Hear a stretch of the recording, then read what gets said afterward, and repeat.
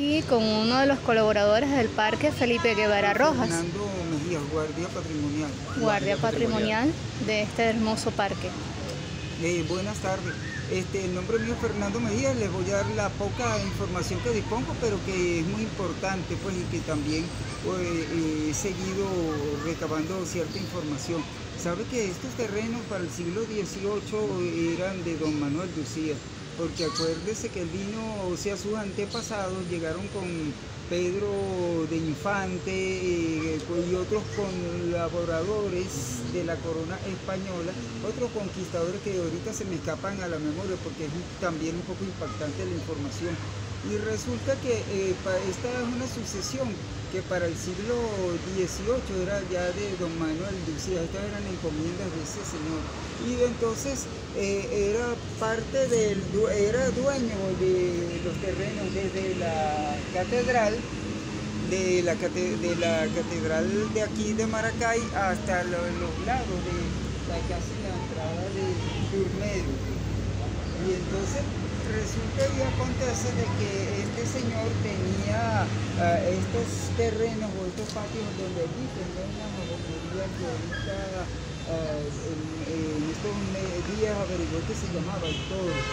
El Toro, sí, una jabonería que terminó y siempre fue su nombre hasta estos días, hasta el reciente pasado de 1941. Acuérdense que esto fue la primera base aérea organizada del país.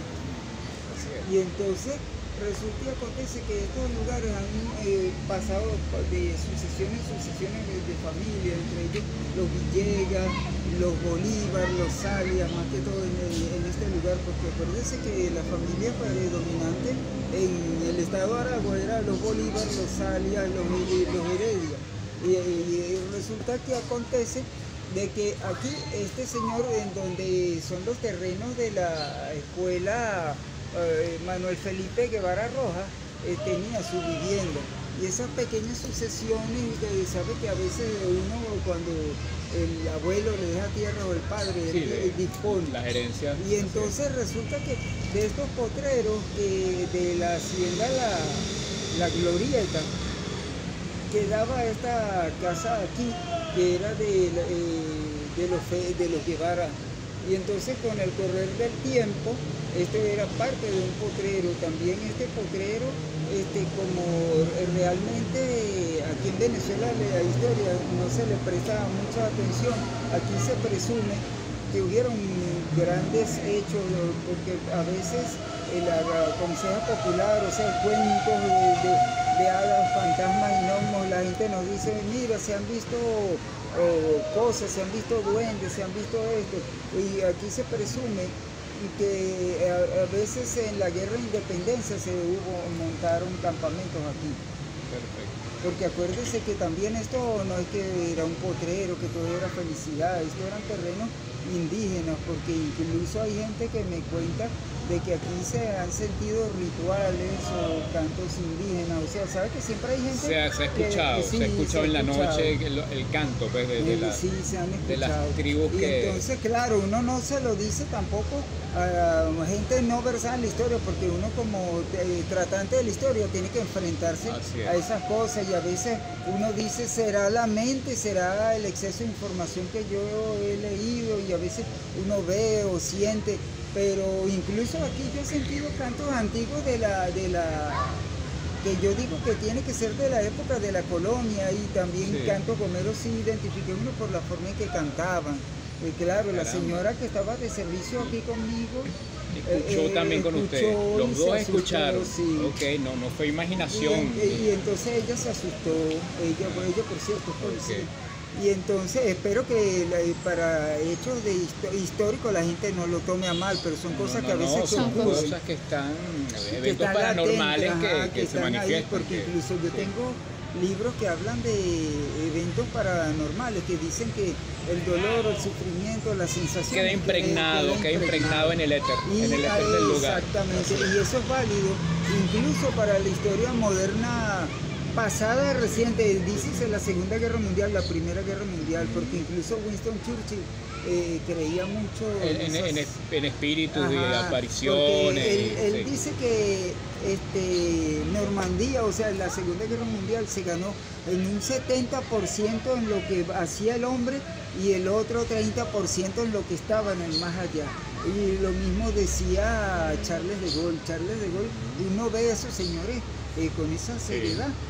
Pero sí, creyentes usaron y se les daba, porque a Churchill le dijeron no uses Calais, siempre se le dijo eso, no invadas por Calais. ¿Qué pasa? Invadió por los lados de Cherburgo y otras playas. Pero volviendo aquí al lado venezolano, este lugar siempre tuvo que ver mucho con la encomienda. Aquí se cuenta que antes de que fueran en realidad potreros así, los primigenios españoles tenían una siembra de aquí hasta el otro lado de la 19 de abril, que era la hacienda San Jacobo. San Jacobo, ok. Sí, nos dijeron un historiador que por aquí pasaba un río. Sí, aquí pasaba, yo conozco a ese señor, aquí pasaba el río Guayamuri, que sus brazos vienen, por cierto, todavía, ¿sabe? La corriente que viene de allá del Parque Henri Pittier, ese río que está embaulado, ese río no ha desaparecido, porque incluso ese río cruza por acá en la parte de la calle Sucre, pasa por la calle Sucre, pasa por el barrio Carmen, ¿verdad? Y por lo que yo estaba averiguando en estos días, que por cierto yo le quedé mal a unas personas del centro Jesús Pacheco Rojas, del centro histórico, que a mí me gustaría reunirme con esa gente, mire, pero el trabajo que yo tengo acá en el parque es difícil. Ahorita, como yo me la paso más que aquí, pegué un ojo y resulta que me encuentro a veces la gente brincando por aquí, echando broma por acá. Y claro, tienes que medio descansar y estar ahí, hasta que pendiente, conservar, mantener el orden en el parque. Exacto, ese riachuelo o brazo de los otros ríos del estado de Aragua, Guayamuri, llega hasta más allá de Flexilón, pasa por los lados de lo que es la calle Guayamuri. Esa calle se llama Guayamuri, no porque me pareció muy bonito, ese es otro de los brazos de ese río, y entonces él termina por allá en el lago, lo que llamaban brisas del lago. Brisas del lago. Sí, señor, allá hay ha habido muchos ríos muy importantes. ¿Qué es lo que pasa? Que nosotros como historiadores debemos guapear. Tenemos que hacer como los policías, como los verdaderos investigadores también. Investigar así constantemente. Como Simón Weisenthal, porque mucha gente dice, no, esos tipos que hablan por ahí, esos viejitos, no, esa es la principal fuente, porque resulta que llego yo, Fernando Mejía, tengo un hijo, le digo, mira hijo, donde yo me crié había un río llamado así, Caricuao, yo soy de Caracas, había un río Caricuao, y en ese río se guardaban las tribus de Terepaima, de los Teques, de los Caracas. ¿Qué pasa con ese río? De ese río Simón Bolívar tomó agua cuando la retirada de Oriente, etcétera, etcétera. Y entonces después llega él, tiene su hijo, lo repite, pero entonces tenemos a veces la desgracia de que no anotamos, o ni siquiera grabamos, que ahora gracias a Dios sí tenemos cómo grabar. Tenemos esa y entonces tenemos esa posibilidad, incluso es buenísimo tener grabaciones, pero nunca olvidar los cuadernos, porque yo soy un hombre que tiene a veces cuadernos. Ahorita estaba leyendo un cuaderno de averiguaciones que yo estaba haciendo, ahorita yo me dirigía también. Por más que exista la tecnología, el famoso internet, yo siempre vuelvo otra vez a la biblioteca a hojear libros, pero también los libros están o mutilados o se los robaron. Y a veces está en la dirección arriba y eso está cerrado. A mí me gustaría conocer al director de allí o a quien sea que esté de la parte de cultura. Eso es como una especie de llamado, que ojalá ellos escucharan la grabación. Que hay ciertos archivos o libros que hay que liberar, y si necesitan de colaboración, pidan la colaboración. Eso no da vergüenza. Eso era antes que decían, no le pidas colaboración al de afuera, eso, nosotros somos el gobierno, eso da pena, no, pidan ayuda. Más bien uno aprendería, y ellos aprenderían, y aprenderían los otros, y aprenderían la gente, y también aprenderíamos de colaboración, porque la colaboración y el ser utilitario o solidario, digamos así, es muy bonito. No hace falta de que uno sea de X gobierno o agrupación política o de otras épocas para ser solidario. Yo creo que siendo solidarios el mundo se ve mejor.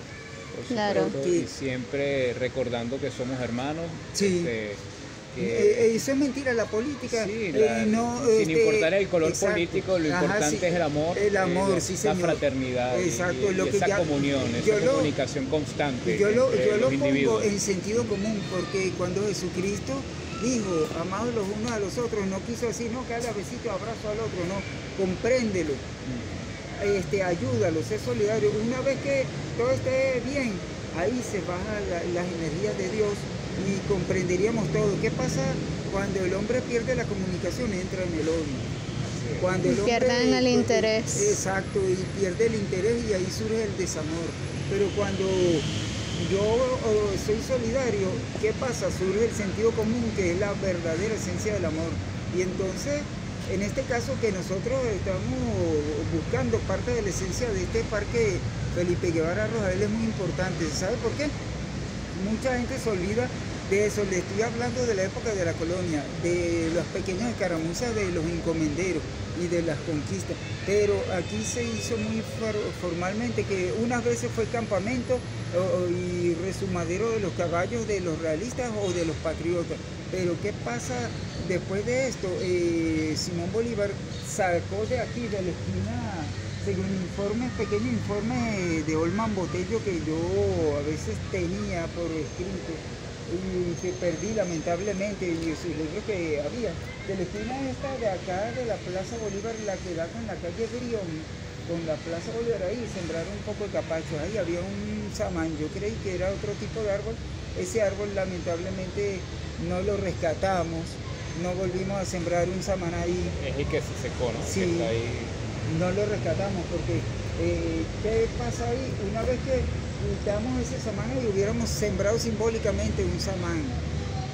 Sí, conservar y mantener la especie del árbol. Exacto, la especie del árbol que estaba allí, porque el samán es único y es venezolano, y es más que todo aragüeño y llanero. Sí. Y entonces, bueno, por aquí tenemos este samán es aragüeño, que es muy diferente a un samán que creo que es llanero, que está por allá, de aquí no se ve muy bien. Yo recuerdo que hacia allá, hacia aquella zona, había un árbol frondoso. Ajá, que era la casa, el samán, la casa de múltiples ardillas y de murciélagos. No, y todavía es muy famoso porque en las madrugadas llega ese poco de aves. Yo digo, ya pues llegaron los loros a formar escándalo.